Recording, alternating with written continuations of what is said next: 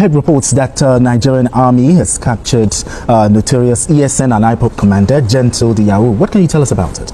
Yes, before the program, I was receiving calls from viewers, from friends, from even some Nigerians outside of our country, and they wanted to know the true situation. You know, since he summarily executed some youths who were part of his gang, many people had been worried that why should we have this kind of individual on the loose, taking lives and generally doing whatever pleased him. So, and we challenged the security agencies to deal with the matter. Yes. So, in the past, efforts have been made to capture him and bring him to justice. But this time around, the Nigerian Army 34 Division, 34 Brigade under 82 Division in Enugu. The 34 Brigade is based in Owerri. Okay. So they stormed his community. The community, that is Aku Ihube. It's a village in Okigwe local government that shares boundary with Imo and Abia. It shares boundary with Abia and Anambra. And went on foot. The soldiers trekked for close to 4 hours. You know, they didn't want to use armored vehicles like they did in the past. It was more like a commando mission.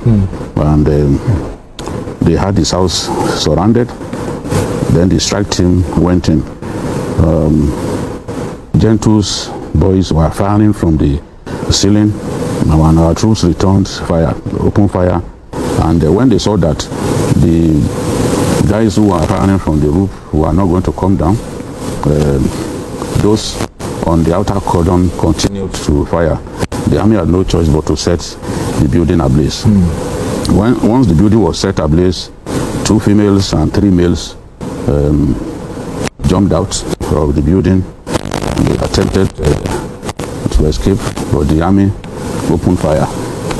There were still 3 persons left in the roof who refused to surrender, to come out. They remained there. One of them was his 2IC, who eventually jumped out and scaled the wall. But the troops fired on him. They killed his 2IC, and the 2 females, the 2 women who were with them, were also killed, as well as 2 males. But at this time, what I can report is that the soldiers recovered those 2 corpses of the male fighters, but they cannot confirm yet whether Gentle the Yahoo was one of the persons who were killed and confirmed killed in the incident. But villagers who have been under ceaseless harassment from him confirmed that his 2IC was dead. They are still trying to confirm whether the 2 other guys. Okay. So we'll just wait as events. Yes, you know, we just have to wait and get confirmation. But we know that there was a big operation involving the Nigerian Army, the surface troops who entered this community through NATO village and had his house surrounded. No escape for him. It's possible that he's one of the dead, but they are in the process of confirming, identifying. Yes, and it's possible that he found a way to escape. We cannot say categorically at this time. In the fullness of time, the true situation will be confirmed, and the Nigerian Army will be able to tell us that this is the situation. They can confirm that Gentle the Yahoo has been killed, but we have to wait. Situations like this, post-operation examinations, you know, are being conducted in the whole area to know maybe even he suffered injuries and succumbed to his injuries. We don't know yet. But the army is urging patience at this time so that they can confirm to us whether indeed he was one of the people who were killed in that operation. But kudos to our troops for the sacrifice walking on foot right up to his village, so that they will not know that they were coming, because in the past they used armor tanks and all that. The rumbling of tanks sometimes notify the enemy that look, the enemy that the army was on the way. But this time around, they tried to surprise him by going on foot. Yeah, so it was a very brave effort on the part of our troops. And as I always say, no man is bigger than the Nigerian state.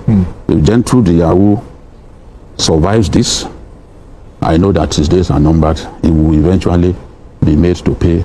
And it shows that there's no hiding place. Yes. Yeah, if they know, once they identified his house, they had to go there. Yes, they went to his village, Akoehube village, and then entered his village through NATO on foot to make sure that they had the buildings surrounded to block any opportunity for him to escape. And his fighters were killed.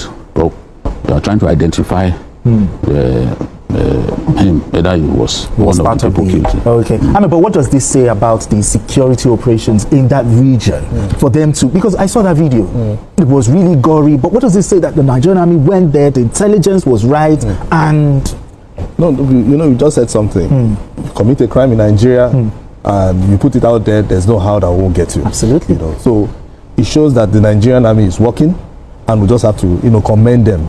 You know, going by foot, you know, from where they were to where they wanted to deal with that person and get that Gentle the Yahoo.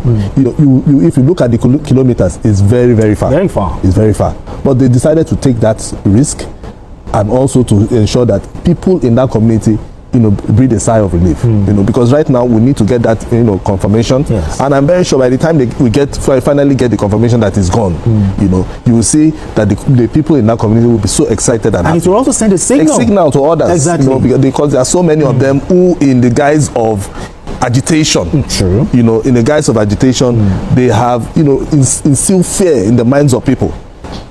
And that is, I'm not sure that is what those who said let there be this particular you know, nation come out. It shouldn't be about instilling fear on communities, but I want a situation whereby this will send a signal to others across the country that wherever you are, if you are committing crime and you think that you want to be bigger than the Nigerian states, they will deal with you no matter who you are.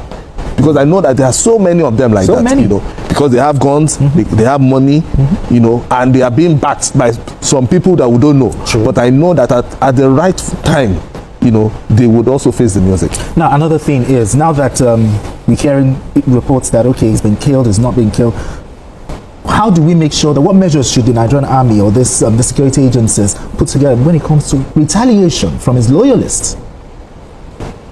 Well, you can't be too careful. The soldiers know that the job that they've elected to do is a very dangerous one. Ambushes are common with this kind of adversary. Attack on convoys, attack on even checkpoints, military checkpoints are common. So we've lost many soldiers through this. They will need to continue to be vigilant. They should be ready to take the battle to the enemy, which is what they have done today. I'm really proud of our soldiers from the 34th Brigade, Zoogeria, who went on this mission, and I pray that there's no casualty on their side, and I pray that there will be more successful commando-like operations as we have seen. This is the way it's done. In Israel, in America, you take the battle to the enemy, you take the enemy by surprise. It still remains them out of the best surprise. Still remains the best strategy that the military can deploy. Once we take the battle to them, rather than reacting all the time, in no time we will have dealt severely with these people, and that's what we need to do.